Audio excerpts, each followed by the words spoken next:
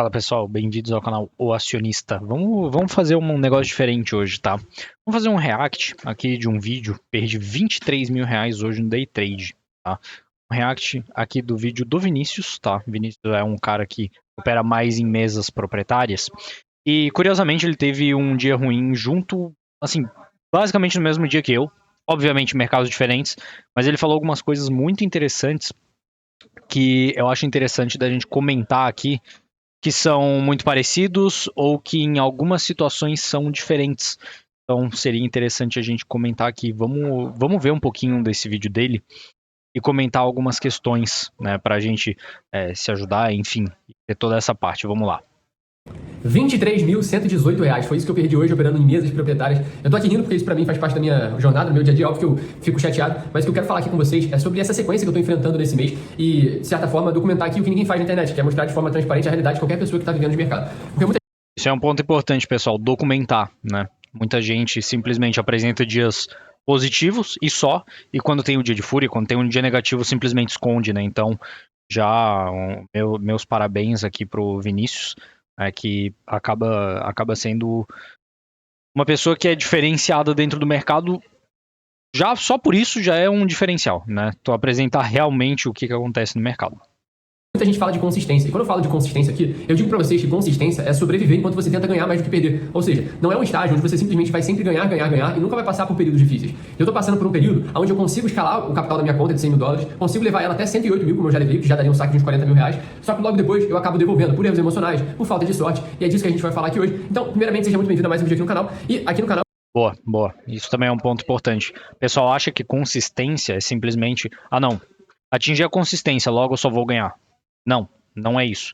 A consistência é tu mitigar riscos, é tu diminuir riscos, tu diminuir problemas. Isso não quer dizer que você não vai mais ter eles, né? Mas isso quer dizer que você vai diminuí-los a ponto de estar confortável nas estratégias, nos seus operacionais, e isso faz com que vocês tenham uma vida mais longa no mercado e menos problemática, menos volátil.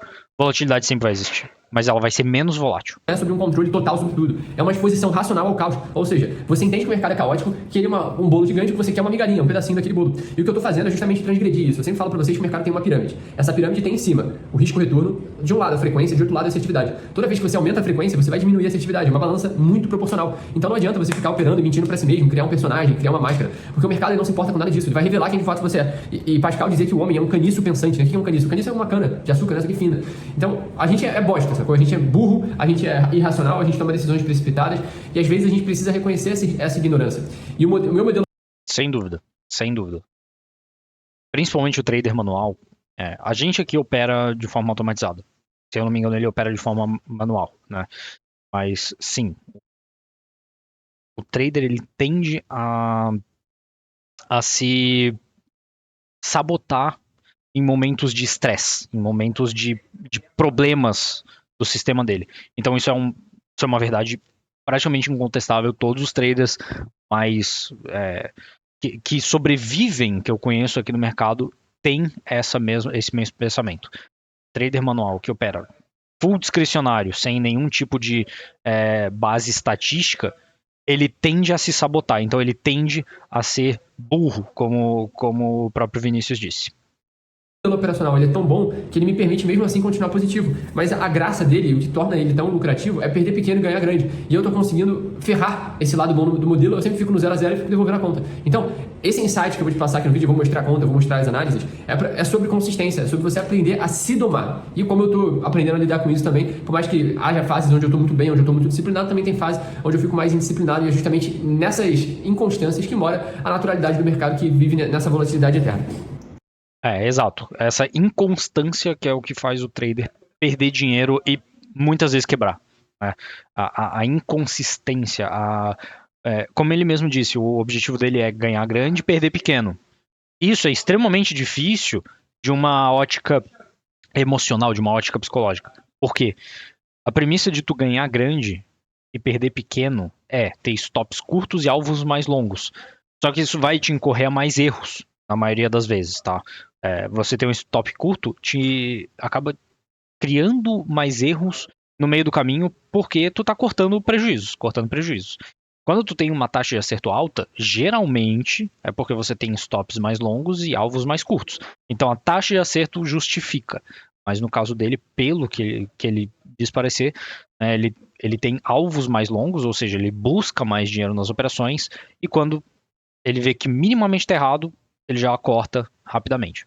Bom, essa aqui é a minha conta da FTMO, eu sempre boto aqui para vocês verem. Se você quiser, pode até jogar aí a credencial e abrir a conta no MetaTrader 4 com a palavra passe de investidor, que você consegue ver de forma transparente todas as operações. Você está vendo aqui que essa conta está um eletrocardiograma, né? Ela vai e volta. Ela chegou a ficar 3.700 negativa, depois ficou 8.000 positiva, e agora eu tô só $1.500 positivo. Já me dá um saque até relativamente bom, né? Mas o fato é, ontem eu estava hoje, né, no começo do dia eu estava com $5.500 positivo. E o que eu acho que me levou a ter esses resultados ruins é o que eu vou falar aqui com vocês. E aqui está o resultado da semana, tá vendo? Todos os meus dias bons, geralmente, tá? Salvo exceções, meus dias bons geralmente tem $2.000 de lucro cada, tá? E o que acontece é que o que eu deveria fazer é, já que meu risco retorno médio é de 2 para 1, é só perder $1.000 num dia difícil, né? Vou dar um exemplo de dia ruim, né? Em dias que eu tomo stop, isso é completamente compreensível.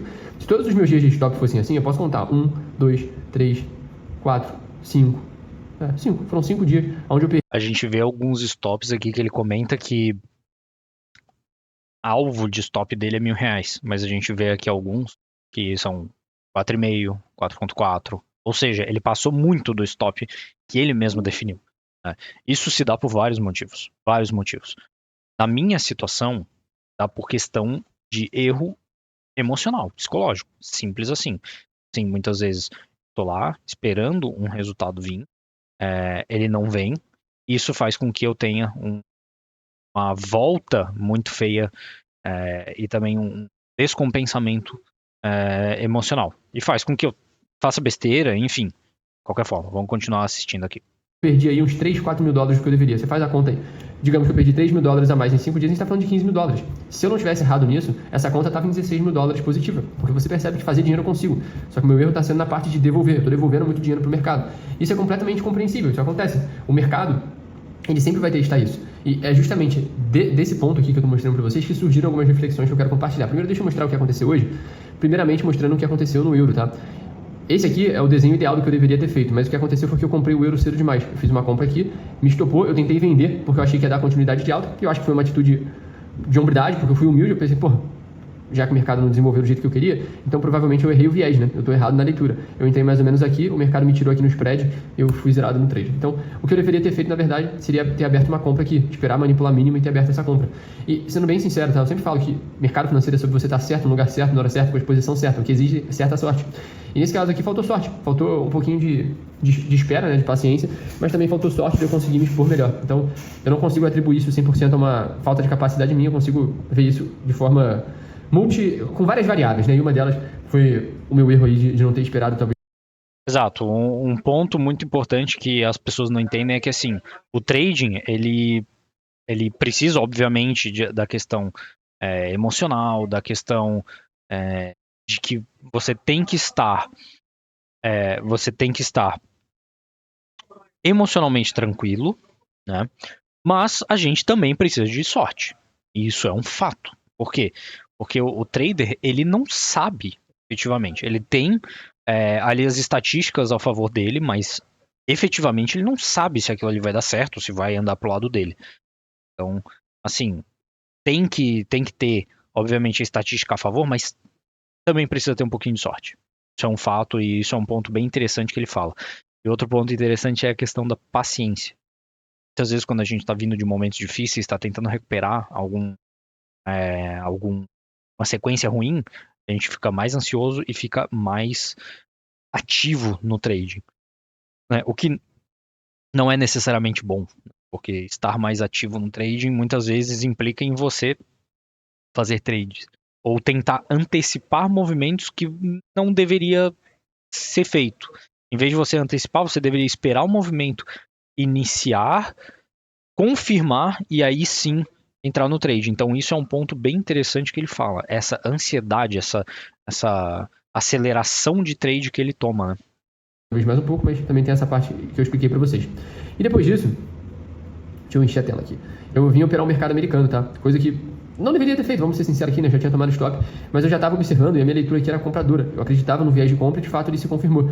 Só que eu abri essa compra aqui cedo demais, aí só nesse trade aqui eu perdi, eu tava $2.000 negativo, aqui eu perdi mais uns 1.800, então eu fechei o dia ali perto de $4.000 de lucro, depois eu reabri aqui com pouco risco, acho que $700 de risco, porque eu acreditava muito na compra. E de fato eu estava disposto a arriscar mais, tá? E talvez esse seja o erro, né? Eu ficar arriscando tanto. Mas esse trade deu certo, que eu fechei ali no 0 a 0, posso até mostrar aqui, ó. Eu fechei essa compra com $200 de prejuízo, tá vendo? Ó? O meu alvo estava em 22,020. Não, 22,020. Se eu vier aqui, ó, 22,020, exatamente onde está agora. Então, nesse trade aqui, eu poderia ter feito $2.800, que era o meu alvo, e simplesmente agora eu teria fechado o dia só $2.000 negativo. Seria bem menos pior do que 4.100. Mas eu prefiro aceitar. Eu até acho que é bom eu ter tomado esse stop aqui, porque senão eu vou validar um erro, né? Acho que às vezes é melhor a gente perder dinheiro errando do que ganhar dinheiro errando. Poderia ter feito dinheiro aí e eu ia ficar validando isso mentalmente, achando que eu poderia fazer isso quantas vezes eu quisesse quando eu errasse. Então, sobretudo, eu acho que foi uma falta de sorte, mas a gente não pode esperar o mercado premiando a gente. Então, eu acredito mesmo e admito isso publicamente, né? Não tenho nenhum orgulho em relação a isso. Tem 31 mil pessoas que me acompanham aqui e digo pra vocês, eu acho que faltou humildade. Eu fui soberbo e achei que eu sabia mais do próprio mercado, que eu poderia recuperar o prejuízo na hora que eu quisesse, do jeito que eu quisesse. E, às vezes, a gente mente para nós mesmos no mercado. E isso acontece muito. Várias vezes eu me pego me enganando, tentando forjar certas coisas, criar teses na minha cabeça só para validar. Criar um viés de confirmação, né? O viés de confirmação é um negócio muito complicado no trade. Porque, digamos que você esteja comprado e a sua posição não está indo bem, digamos. Está comprado num ponto que não era muito ponto de compra. Você pode criar um viés na sua cabeça e falar assim, não, aqui é sim um ponto de compra por causa disso, disso, disso. Você está fazendo cherry picking. Você está escolhendo os argumentos que apoiam a sua posição, mas não necessariamente eles são certos. Eles simplesmente são alguns argumentos que apoiam o que você está fazendo. E isso é muito perigoso, muito perigoso. Um exemplo disso é, por exemplo, uma ação que está indo mal, eu vou dar um exemplo esdrúxulo, tá, pessoal? Mas, por exemplo, Magazine Luiza chegou a R$1. Do R$1 não cai mais. Por quê? Porque é R$1. Isso é um argumento completamente sem lógica, mas que muitas vezes o cara que está comprado ele faz para confirmar, ele faz um viés de confirmação da posição que ele já tem. Então isso é muito perigoso. No day trade isso é mais perigoso ainda porque o day trade é mais rápido. Então esse é um ponto bem interessante que ele trouxe aqui pra gente. A minha ganância e os meus erros, que são muitas vezes humanos, né? E o que sai disso tudo é clareza. Eu saio no dia de hoje mais maduro, com mais clareza e principalmente calejado para que eu não repita mais esses erros. Para que eu saiba voltar para casa $1.000 negativo e não precise ficar $4.000 negativo e levar a conta pro 0 a 0 de novo. Porque existe até aquele cálculo, né? Se você tem R$100, deixa eu mostrar aqui para vocês visualmente para você entender. Se você tem R$100 e você perde metade desse dinheiro, agora você só tem R$50, certo? Só que agora você não vai precisar fazer 50% de retorno, que foi o seu prejuízo, né? Esse prejuízo foi de 50%. Agora, você precisa fazer 100% de retorno, ou seja, é muito mais difícil você fazer o trabalho para recuperar do que perder. Perder é muito fácil, difícil você conseguir recuperar. Exato. Eu acho que eu consigo relativamente facilmente recuperar esse prejuízo, inclusive provavelmente amanhã eu já consigo levar essa conta para cima de novo, mas é justamente isso que está me atrapalhando. Era para essa conta aí estar com um saque já bacana, até porque eu carreguei um pouco mais de tempo, não adiantei tanta data do saque. Mas faz parte, eu acho que a gente precisa abraçar isso como parte da nossa profissão, assim como um piloto de avião vai ficar longe da família, assim como um cantor vai ficar longe da família. Então, o preço que a gente paga é, às vezes, lidar com essas frustrações, e muitas das vezes geradas por nós mesmos, mas a gente tem que ter maturidade para saber lidar com isso. Eu tenho, inclusive, aqui na minha mesa, uma cruz, né? E eu venho falando muito para vocês de Viktor Frankl, que foi um grande pensador, né? Que revolucionou a logoterapia, né? A forma de você enxergar as coisas e o sofrimento. Ele fala que entre o estímulo e a resposta tem um espaço, né? Ou seja, entre o que eu faço e o que o mercado me dá de retorno tem um espaço, né? E é nesse espaço onde mora a fé, onde mora a resiliência, onde mora a minha capacidade de tomar decisões melhores, onde mora a sabedoria, onde mora todas as virtudes que a gente precisa exercer todo dia e não necessariamente a gente exerce. Então, eu preciso melhorar nisso, eu me comprometo a melhorar nisso, não só comigo mesmo, mas também com os meus alunos que estão diariamente comigo e, de certa forma, se influenciam nas minhas análises para tomar. É isso, pessoal. Eu acredito que até no mais era isso, tá? É um ponto bem interessante que ele traz pra gente, que assim, não sei se ele considera esse tipo de situação um dia de fúria, né, mas com certeza é um dia que, são dias seguidos ali que ele tem stops muito maiores do que ele desejaria ou que ele estava planejado, então podemos dizer que sim, pode até ser considerado um dia de fúria, mas assim, esse é um ponto muito importante que ele traz, esse conhecimento, ele saber que ele tá errado, e se dispor ali a rever essa parte, essa questão e trazer de volta ao ponto certo, né? Trazer de volta ao prumo a conta dele e voltar. É muito o que eu penso também, é uma forma muito próxima, muito similar ao que eu penso. Dia de fúria acontece, obviamente a gente tenta mitigar o máximo possível isso, mas eventualmente pode acontecer. Então, é muito importante a gente entender isso, que pode acontecer, e tentar mitigar o máximo possível. Tá? Então, é basicamente isso que eu tinha aqui para falar hoje. Muito interessante o vídeo. Vou deixar o vídeo aqui na descrição, tá? Do Vinícius, tá? Do Vinícius Penido. Desculpa se eu não falei teu nome certo, mestre, mas enfim. Acho que é isso, pessoal. Agradeço a todos que ficaram até aqui. Se possível, deixa o like, se inscreva no canal e até a próxima.